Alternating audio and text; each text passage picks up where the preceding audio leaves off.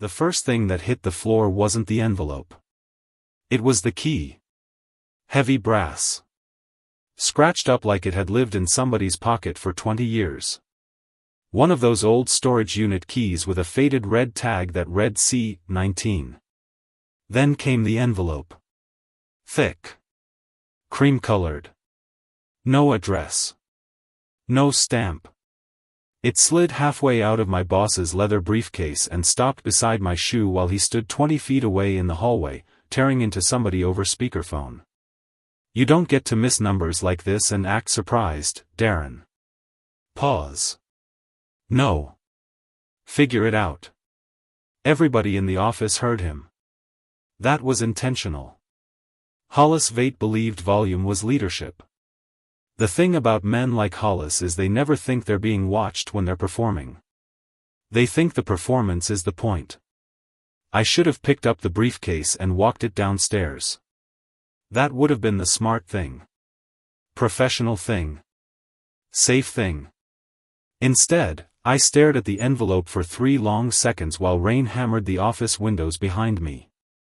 Then I bent down. And that decision changed everything.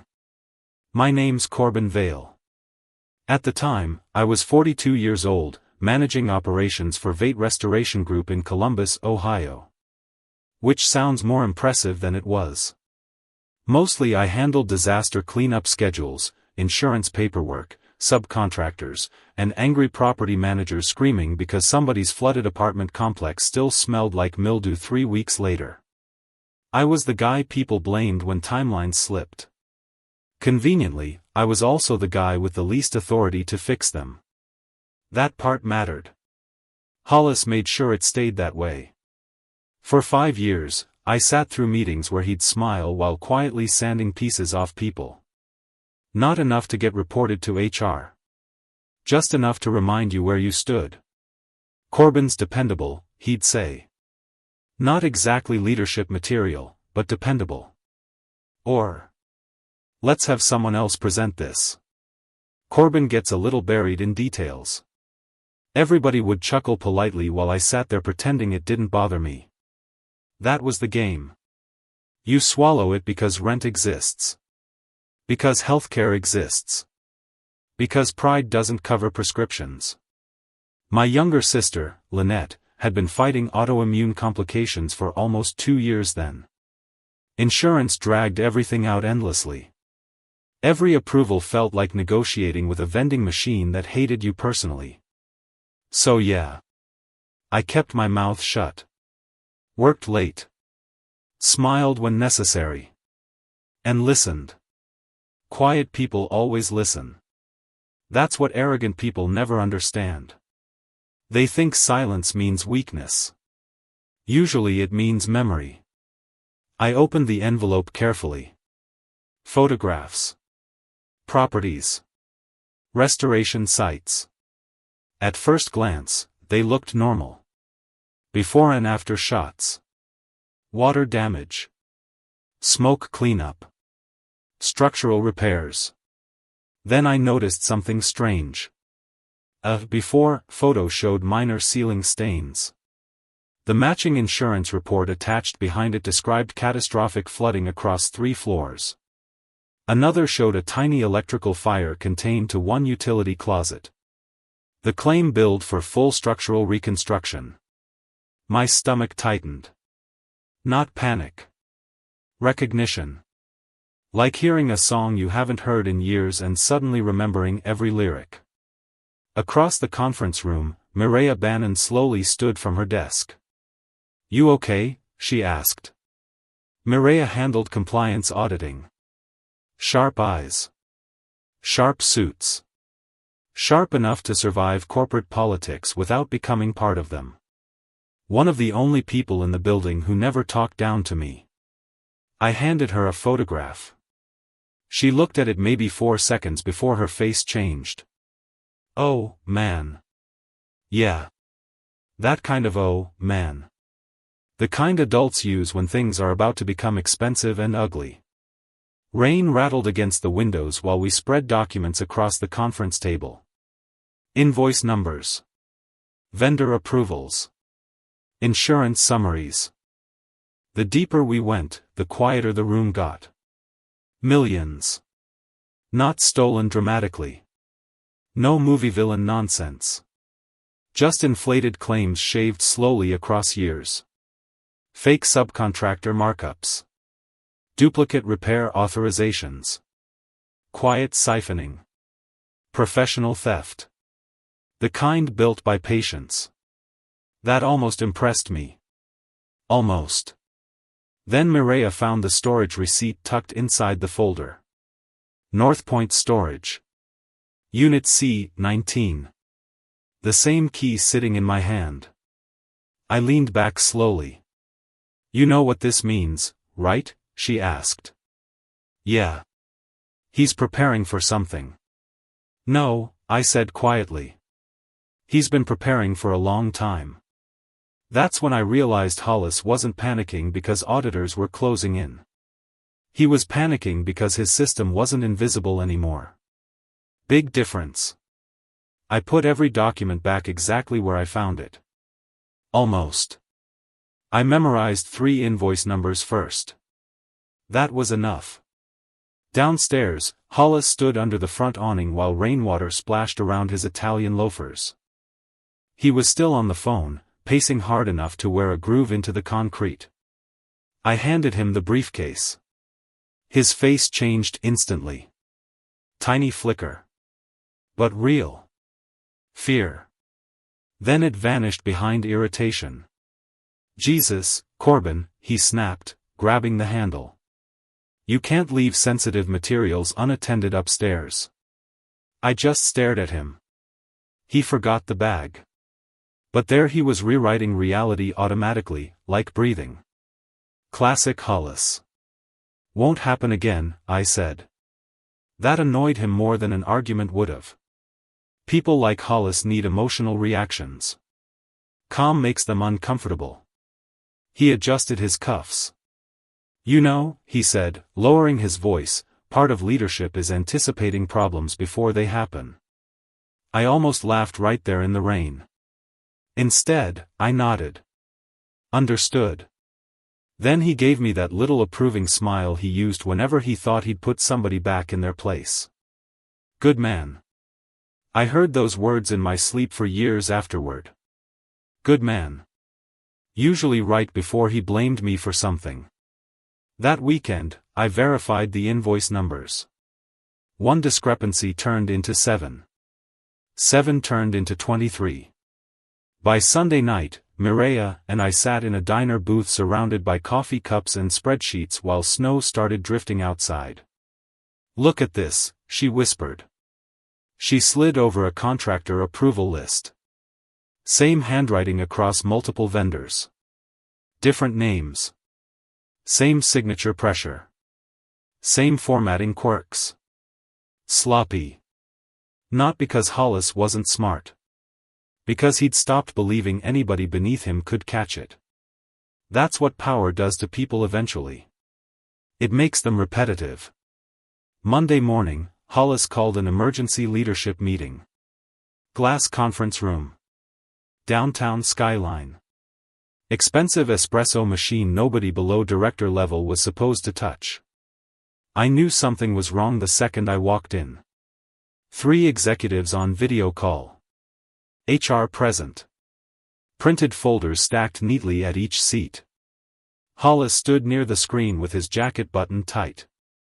Controlled posture. Calm face. Performance mode.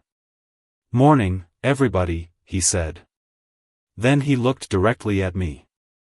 There it was. The target. He slid a folder across the table. "Unfortunately," he said, "we've uncovered serious operational discrepancies tied to project scheduling and vendor authorization." I opened the folder slowly. My login credentials. My approval chain. My name attached to altered repair timelines. Fake timestamps. For one brief second, the room disappeared under the sound of my own heartbeat. Not because I was scared. Because I finally understood the full plan. Hollis wasn't just covering himself. He'd been building a fallback narrative for months. And me? I was perfect for it. Middle management. Operational access. Quiet personality. No political protection. The kind of employee companies sacrifice cleanly. One executive sighed through the monitor. "Corbin, can you explain any of this?" Everybody looked at me. Same as always.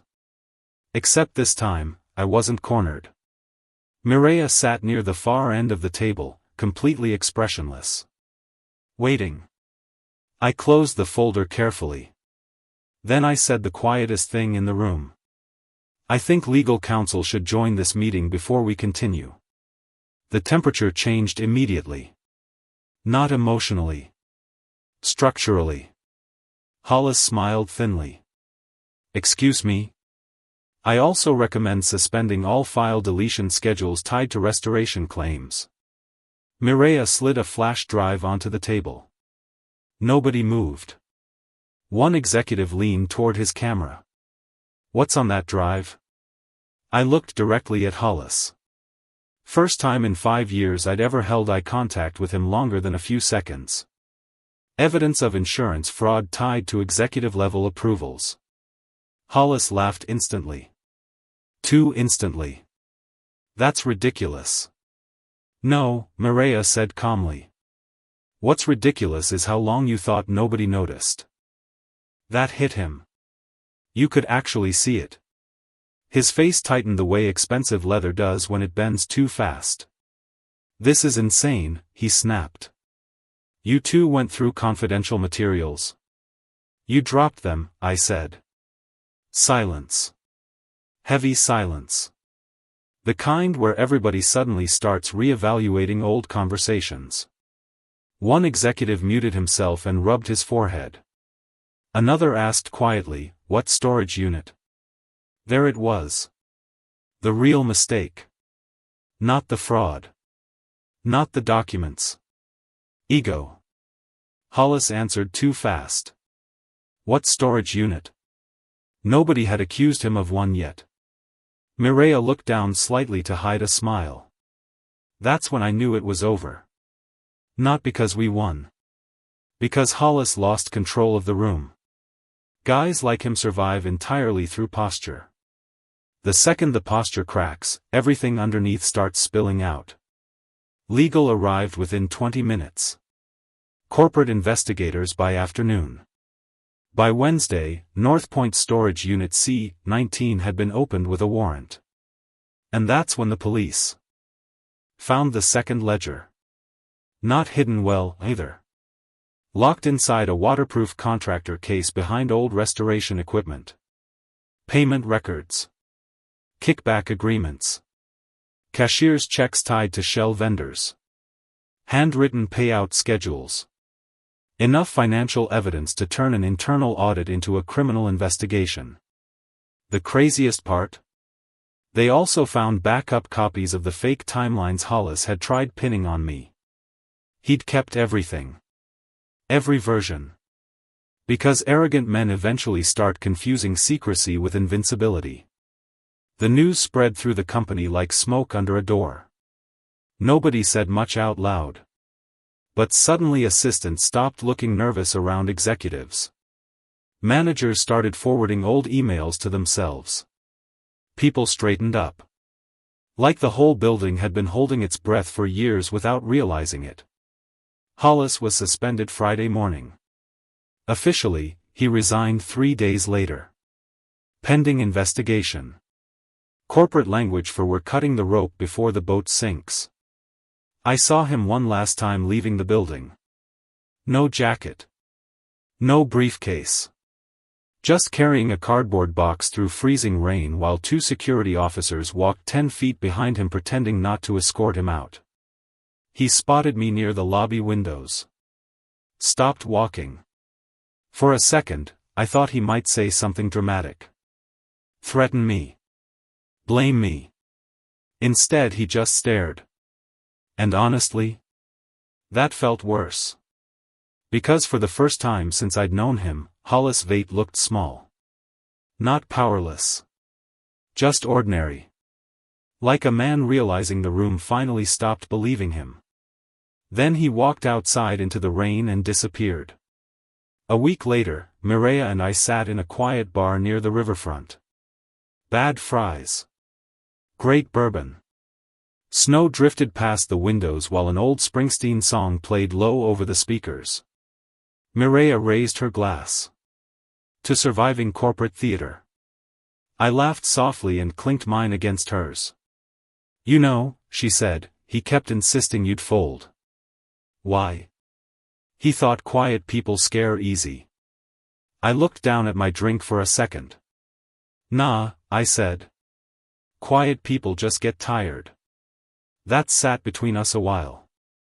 A few months later, the company restructured everything. New oversight. New auditing systems. Mireya got promoted to Director of Compliance, which terrified exactly the right people. And me? Corporate offered me Hollis's position. Corner office. Bigger salary. Executive track. I turned it down. That shocked people more than the investigation did. But I'd spent 5 years watching a man confuse authority with worth. I didn't want to become another guy performing confidence in glass rooms. I took a quieter senior operations role instead. Better hours. Better pay. No pretending. Around Christmas, I helped Lynette move into a new apartment closer to her treatment center. Bigger windows. Better heat. Kitchen cabinets that actually closed all the way. Halfway through unpacking dishes, she stopped and looked at me carefully. You seem different. Different how? Lighter. I leaned against the counter thinking about that. Then I shrugged. Guess I finally stopped carrying somebody else's lies. She smiled. About time. Yeah. About time. Sometimes I still think about Hollis. Usually when I see some executive talking too loudly at a restaurant, trying to dominate the table like volume itself is a personality trait.